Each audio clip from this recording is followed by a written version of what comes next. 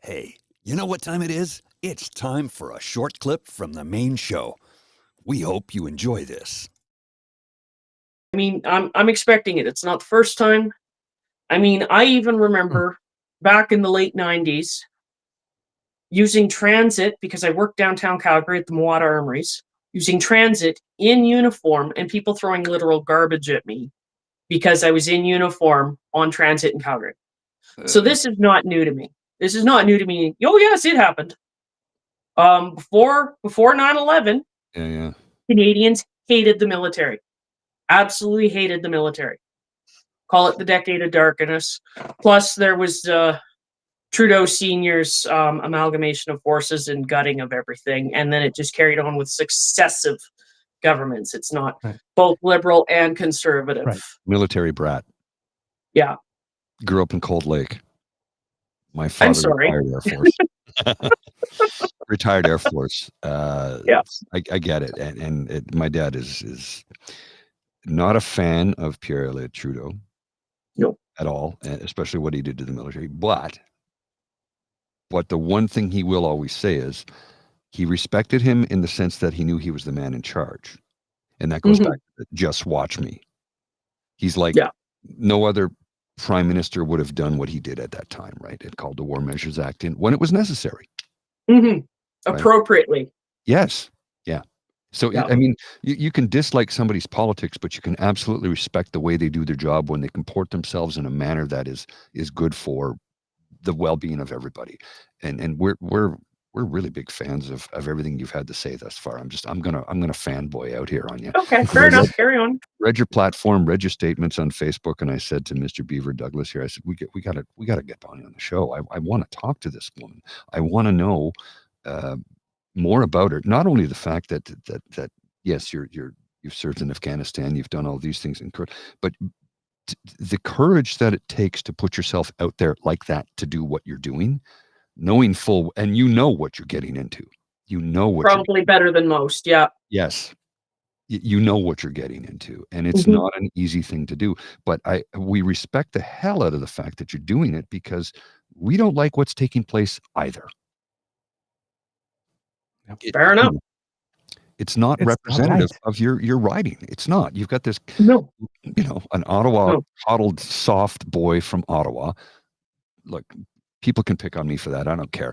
He's been here for 25 years. Yes, he has. He does not know Alberta, and No. he especially does not know rural Alberta. And rural Alberta, as with most rural communities, has very different requirements than Ottawa or Toronto. Yes. Now, I understand that my stance on firearms is going to upset a lot of folks, especially in Mhm. the urban area. I understand that. I also realize that a lot of the firearm issues are already illegal firearms.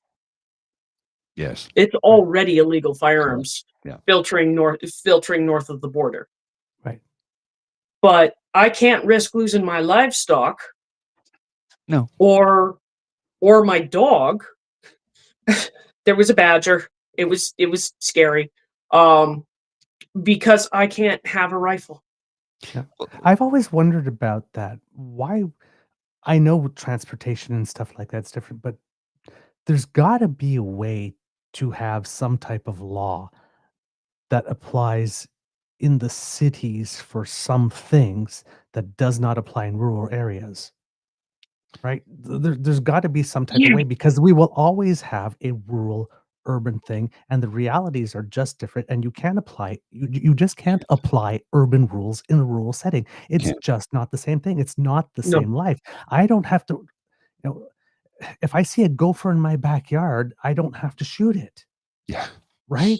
I see, You don't have livestock to protect. You don't have crops to protect.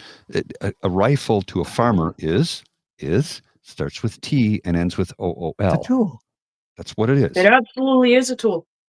It absolutely is a tool. It's like I'm just sort of like nobody's ever proposed anything like that. I mean, again, I don't know how practical it is because yes, I Yeah, know see, people move and then and you so start getting that's a swampy mess right there. Mm, right. mm. What I'm advocating for is common sense gun control. Now, even if we were to take the rural urban divide out of it, You realize we just sent a world champion shooter, pistol, Mhm. 2 worlds without a firearm? Oh my god. Do you realize that our biathletes are struggling? Yes. Yes. Um, multiple sport has been absolutely decimated by this fear-mongering Band-Aid make feel good policy that makes no sense. They banned a coffee brand because it had the words Black Rifle in it. Okay, that's Yeah, they See, banned this is Black the Rifle stuff that coffee makes initially. this is the stuff that makes people hate progressives. yes. Um, and BB guns. Yes, Ah. they also airsoft guns and whatnot were put on the banned list. Okay, that's absurd because I have friends in town here in Ottawa who have airsoft rifles. Now, when they Exactly, say and them, that's my point. It's not just the urban rural town- divide.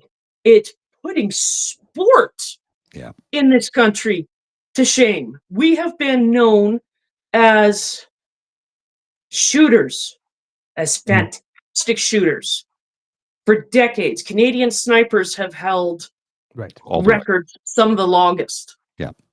I don't know if the longest sniper shot is currently Canadian. I'm a little out of date. Last I checked, it was, but I think there Mm. might have been a British fellow who beat that shot. Okay.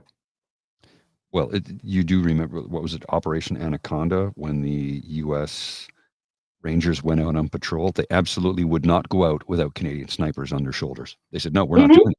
It was the U.S. generals who said, no, without them, we're not going out. Yeah, exactly. So it's not even just the rural urban divide. And yes, like I said, I can empathize with folks in Toronto, with folks in Ottawa and Montreal or in Vancouver, where the illegal firearms coming across the border. But this performative slapstick policy does nothing but harm Canadians. Well, it's like the broad strokes, right? It's like they're painting everyone with the same brush, and that just, it's not good. It's See, not. we had good common sense gun regulations. Mhm. I like people having to be licensed, Yes. or if there was mental health instabilities, you had to get signed off on. I have PTSD. Um, I would have to get my therapist to sign off on it. Mhm. Right. I like the fact that everybody learns. Now I Yes. understand firearms are scary, but I grew up with them. I know what is a safe firearm and what is not, and how to treat a firearm as if it's not safe all the time. It's not Right. just something that's going to jump out and bite me. Mhm. Mhm. Right. But See, I can understand that lack of exposure is going to lead to an increase in fear. Oh, yes. well, we're taught to fear what we don't know, Mm-hmm. which is right.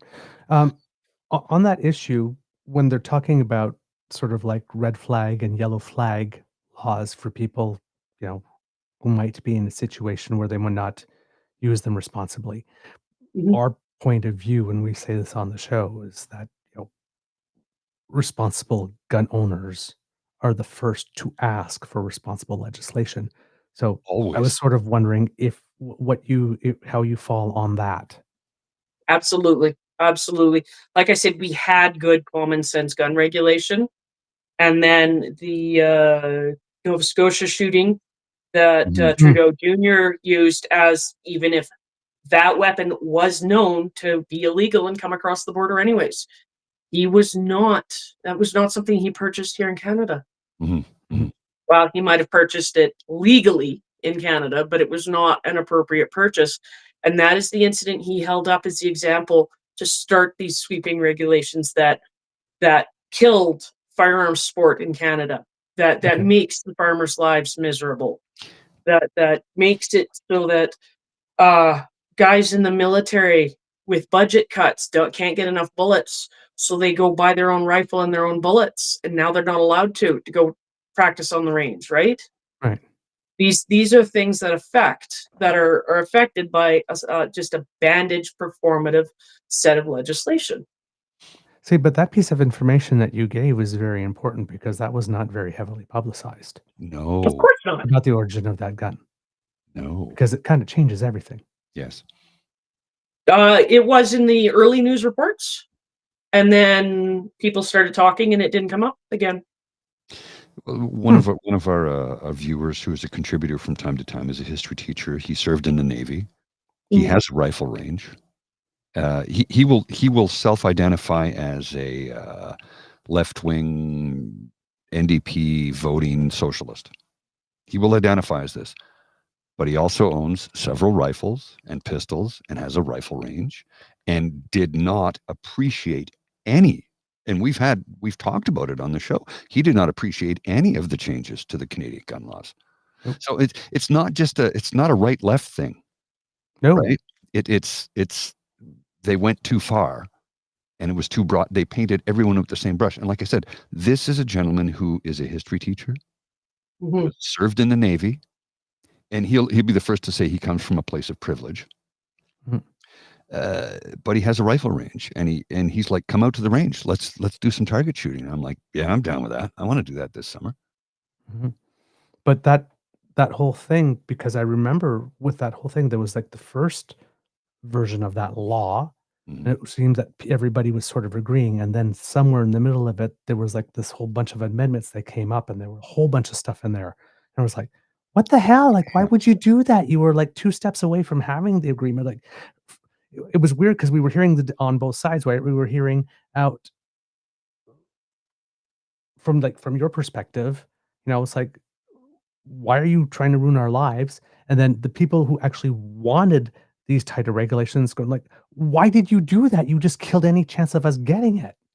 And like, you're just going to turn people against. And like, They it got banned ruined from coffee. both sides. Yeah. That was like like even on the show, it's like, we're like, listen, we are urban.